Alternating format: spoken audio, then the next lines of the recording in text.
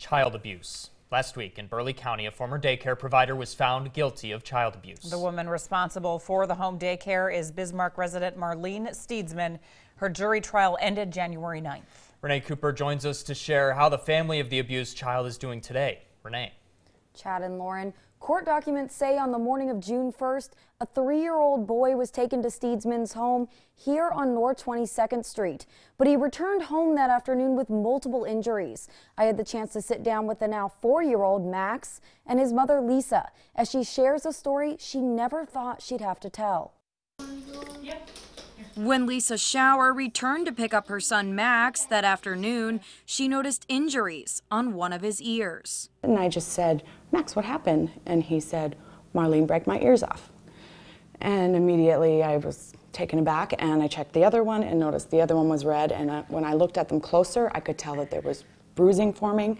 There were scratches down the sides of his neck. He also had a big bruise on the forehead. Max repeated the same story to multiple family members at different times. And the doctor said it was obviously a traumatic injury, somebody injured him. Max was pulled out of the daycare immediately, and Schauer began warning other parents. Unfortunately, Max was not the first to be injured under Steedsman's care.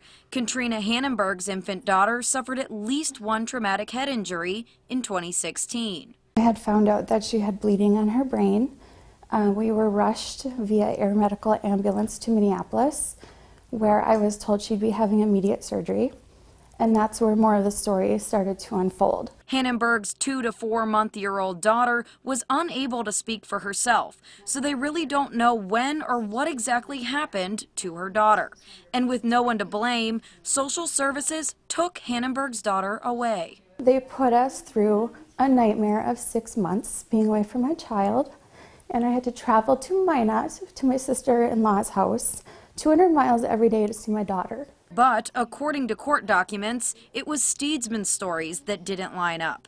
The daycare provider was only charged with false information to law enforcement, a Class A misdemeanor. When I saw in the news that she was in trouble again, I immediately thought, are they reopening my daughter's case? Did she admit something?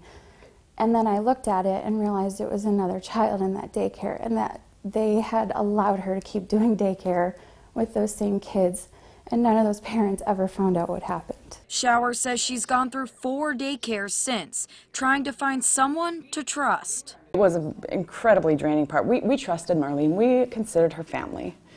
She was like a grandmother figure to our kids. Steedsman ultimately closed her daycare here. She was charged with child abuse and sentenced to a psychological evaluation for injuring Max.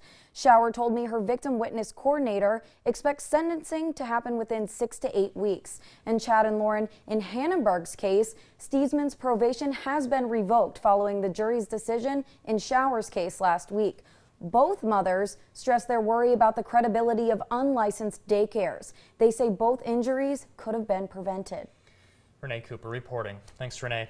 And if you're still wondering what to look out for when it comes to putting your child in daycare, we sat down with a parent services manager with Child Care Aware. That's an organization that specializes in helping you find the right child care option for your family. They recommend finding a licensed daycare provider. They are required to go through a background check and inspection. Another good way to research a daycare is to check references, meaning reach out to other parents who have put their child through that same facility. You can also call the social service office in your county. They do the inspections and will have any record of past infractions. Unlicensed care can be quality care. It's not that just because they're not licensed they aren't quality. But by being licensed, you're exposing yourself to inspections, background checks. You have to continuously take training to keep your license. And so basically you're making that commitment that this is the field that you're in.